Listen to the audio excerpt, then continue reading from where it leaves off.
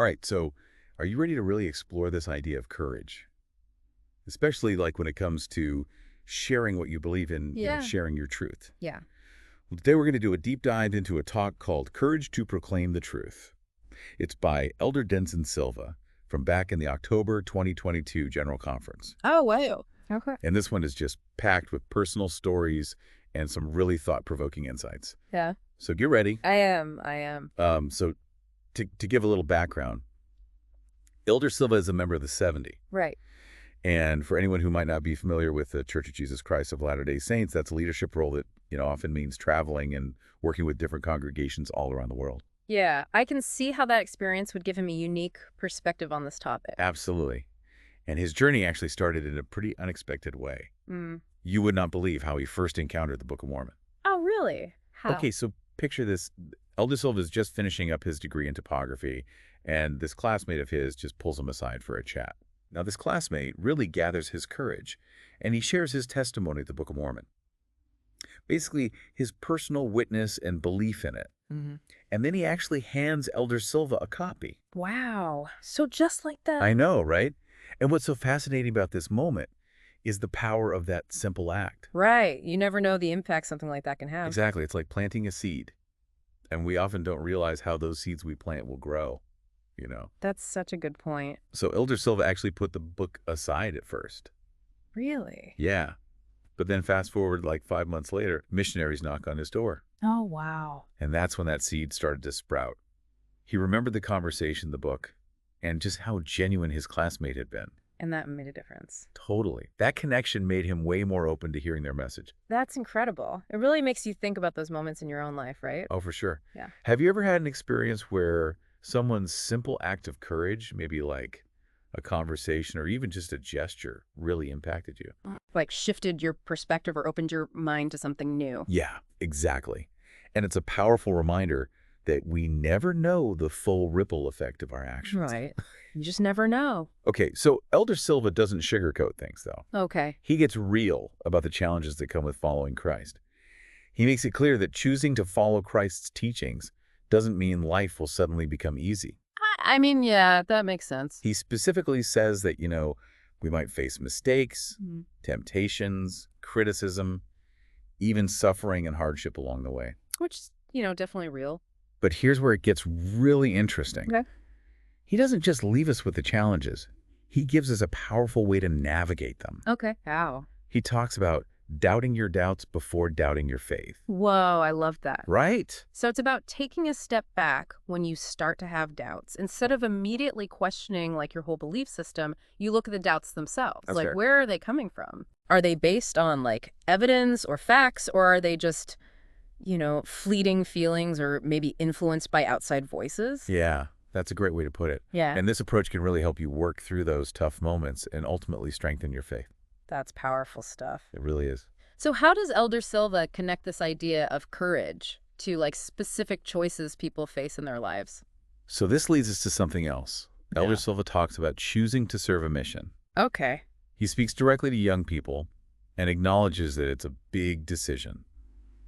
It takes real courage. For sure. It means putting things on hold, Yeah. studies, relationships, jobs, which can be a sacrifice. Yeah, it definitely is a big commitment. But it's interesting how he frames it, though. No, how so? He reminds us that even Jesus, during his ministry, faced tremendous challenges. Yay. Criticism, rejection, and ultimately, he sacrificed his life for what he believed in. Mm-hmm. So when we face difficulties in, trying to live our faith, we're actually walking in his footsteps. Wow, that's a powerful way to think about it. Right.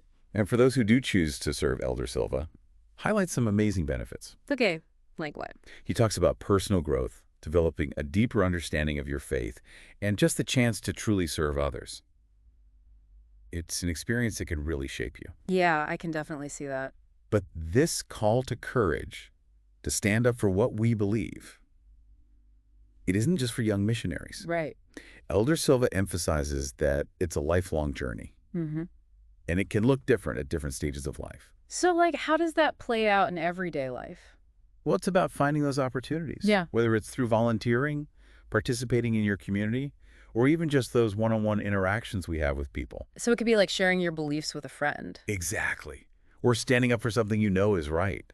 or simply living your life in a way that reflects your values, even when it's not easy. Yeah, I think I get it. It's about being authentic to who you are. Exactly. And I can imagine some people might feel a little nervous about, sharing their beliefs. Mm.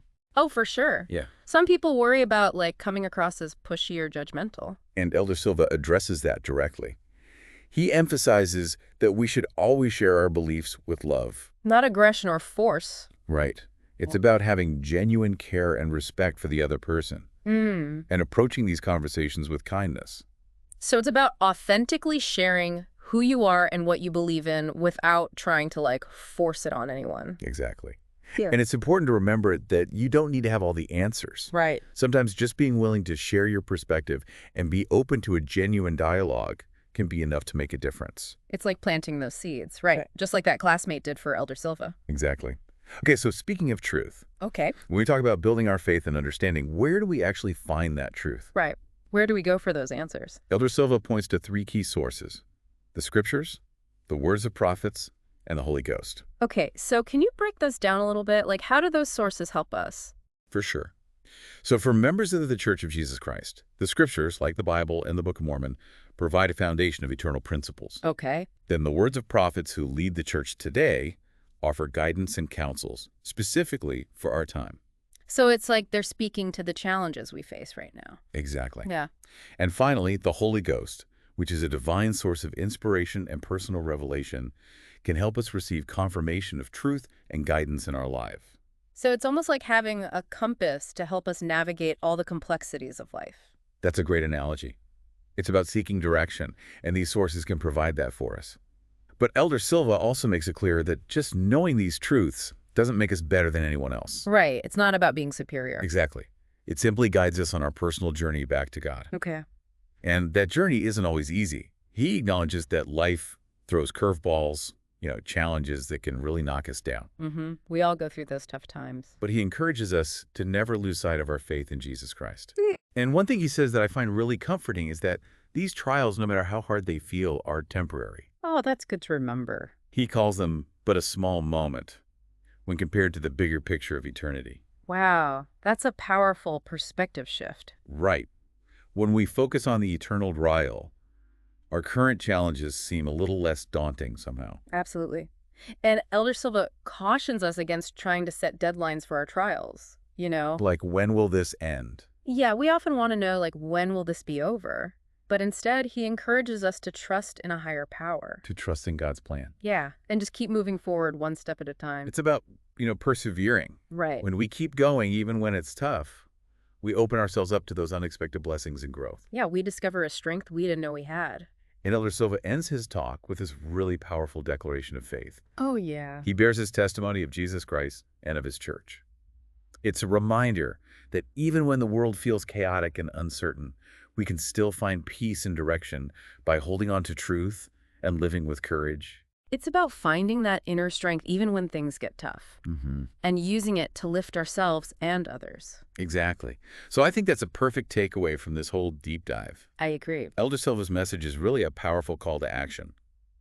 It's an invitation for us all to live our lives with greater courage. And to share our truth with the world. In a way that is both authentic and loving. So as we wrap up, here's something I think we should all ponder. Oh, okay. What's one small, maybe even tiny act of courage that you could take today to share your truth with someone? I love that. It could be starting a conversation, offering a helping hand, or just being your genuine self even when it feels a little scary. It's a good reminder. Because remember, even those seemingly small acts can create ripples that reach further than we can imagine. It's so true. Well, that's all the time we have for this deep dive, but we hope you enjoyed exploring this topic of courage with us. And remember, everyone has the power within them to make a difference. Absolutely. Thanks for joining us.